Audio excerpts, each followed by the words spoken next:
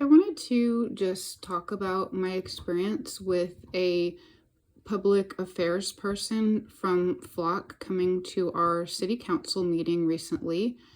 About 2 weeks ago, I went to our city council meeting and I talked to the people that were there about my concerns regarding the Flock cameras in our city. I live in Mount Washington, Kentucky, and sort of near the end of the meeting, one of the council members asked the police chief if he would be able to have someone from Flock come and, I believe his words were, set the record straight.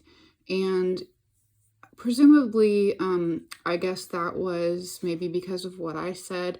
I don't know if in prior meetings, maybe some other residents might have voiced concerns similar to mine or voiced their own concerns about the cameras as well. But at any rate, the police chief said that he would do that at a future meeting. And so I did sort of know that at some point someone would be coming, but I didn't know the date or anything. And then when I looked at the agenda for the recent meeting, which was just a couple days ago, I did not see anything on the agenda about a Flock person being there. It didn't say Flock representative or discussion from Flock or Flock PR, nothing of this nature. It just had the normal sort of things like police's report, call to order, just the normal sort of things that you see, the normal business things, but nothing whatsoever about Flock that I noticed. And, that could be an oversight, or it could be that he was added at the last minute. I definitely realized that, but I noticed that. And the reason that I noticed that is because I went online ahead of time to see if I wanted to go, if there was going to be a representative there. And I almost did not go. And I'm really glad that I did. And what made me decide to go is just the nature of what I had to report was I had some things that I had gotten from the police department that were like recent dated. So they were based off of June and July data. And I didn't want to wait too long to present that to the council because then it would be like out of date, if that makes sense. So that's what made me want to go to the meeting, so that I wasn't presenting old information by the time I got there. And I'm definitely glad I went since he was at the meeting. When I got there early, and he was actually there before me. And I sat down in the front row where I had sat the last time, and he was in the row behind me. And since I didn't recognize him, I introduced myself and told him my name and everything. And he told me his name, and I asked him, like, oh, where do you live? Because, it's kind of what you do, I guess. And I thought he was going to say he lived on this street or that neighborhood, just how people do. And he was like, oh, I live in Ohio. And, I definitely thought that was a little odd. And I started to think in the back of my mind, he could possibly be the person from Flock, just because I knew that someone at some point would be coming from that company. But I didn't really think too much of it until a little bit later on, also before the meeting, someone else came up and introduced another resident to him and said, this is Carrie so-and-so from Flock, to that other person. So then I found out exactly who he was and that he was definitely with that company. And so I guess a couple things, little observations and just things that I noted at the meeting and wanted to bring up. He doesn't live in Mount Washington and he doesn't pay taxes here. And he probably owns stock in the company. Obviously, I don't know that 100%. I'm just saying it's likely. And even if he didn't own stock in the company, he still stands to gain a lot by having the cameras here. Every city around the US that's taken him down, they're losing business. It's a loss to them. It's it's basically hurting their bottom line. And every city that signs on is a gain for them. And I brought up in my presentation how 84 cities across the US had either canceled or not renewed their contracts with them. And every time that that's happening, it's affecting the company. And more cities are realizing what's going on with that company and getting out of the contracts or just not renewing them. And so that's a serious thing for his company. And so him and other public relations people like him are going around and doing what PR people do and trying to smooth out their reputation and convince cities like our city, like Mount Washington, to keep their product. So you can see that he stands to gain from having the cameras in our city and in lots of other cities because it's literally his job. It's his paycheck. So, I mean, that's blatantly obvious to me, but I don't know that it is to everybody. So I wanted to point that out. And, the job of a public affairs person just in general is to make things sound good, to smooth things over, to manage a crisis, that sort of thing, and just to fix things. They're like, in his situation, he's a fixer. So when I was talking to him before the meeting, he was telling me that he was going to Northern Kentucky first. And that was before, after I'm going to Northern Kentucky, he was here first, and then he was going to Northern Kentucky. And that was before I even knew he worked for Flock. And later when I looked on the news after the meeting, I saw that there had been a group of residents in Northern Kentucky who had spoken out recently at a meeting about Flock. So I kind of pieced together that that's where he probably went. So he goes from one town to the next to manage their reputation and fix their reputation, so to speak, when people like me speak out against the cameras and say, like, hey, these are serious concerns that we have. We're concerned about our freedoms. We're concerned about the safety.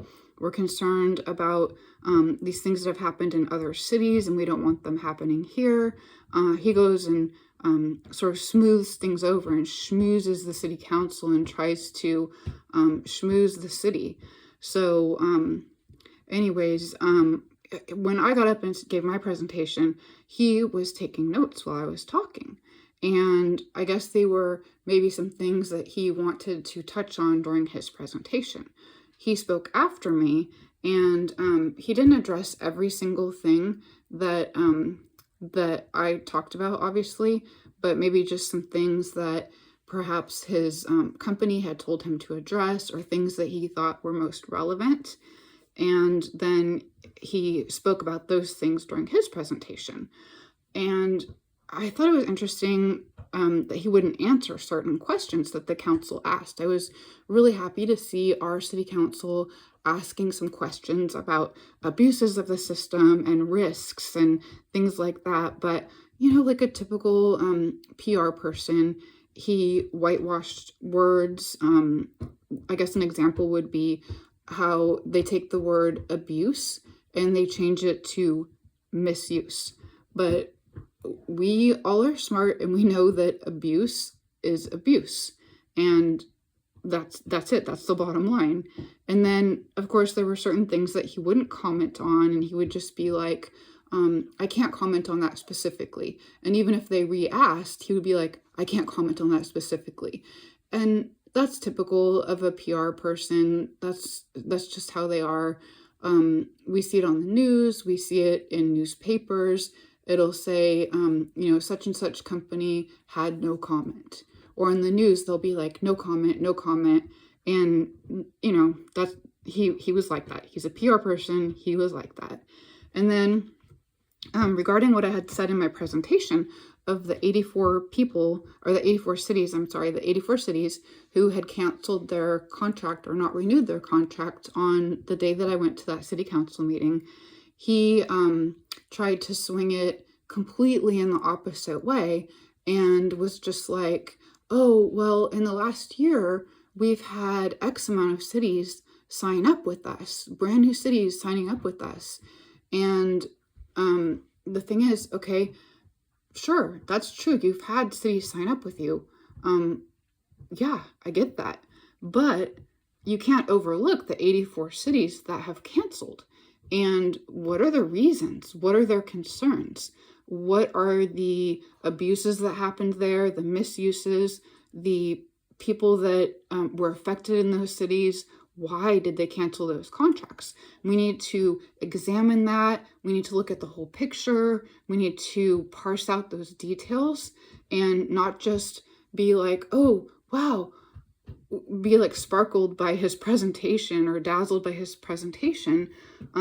We need to look at the whole picture and not just, he's saying like, oh, look over here, and ignore those details. No, we need to look at the details. We need to analyze things, and we need to have our critical thinking skills.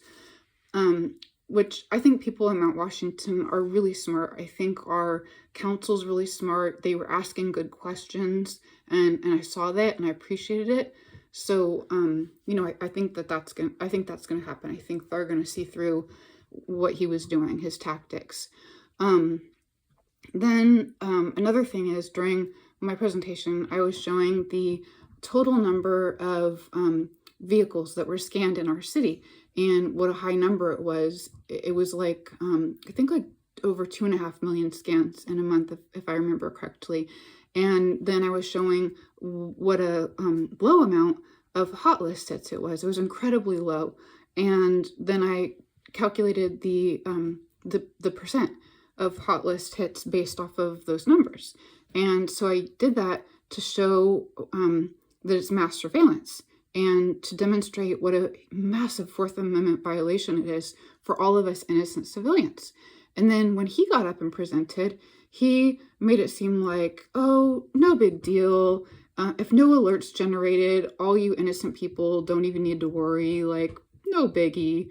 But the thing is, excuse me, it is a big deal. Our rights are being violated. The picture of our license plate is still taken with the date, the timestamp at each camera we pass. It's still generating our data. It's still grabbing our data, our pattern of life data. We're being scanned. We're being tracked. Our data is being stored. It's being put into the cloud. And here in Kentucky, it's being sent to a fusion center. And all this is without our consent and violating our rights. So, the way that he acted, just so cavalier about it, and like, it's no big deal.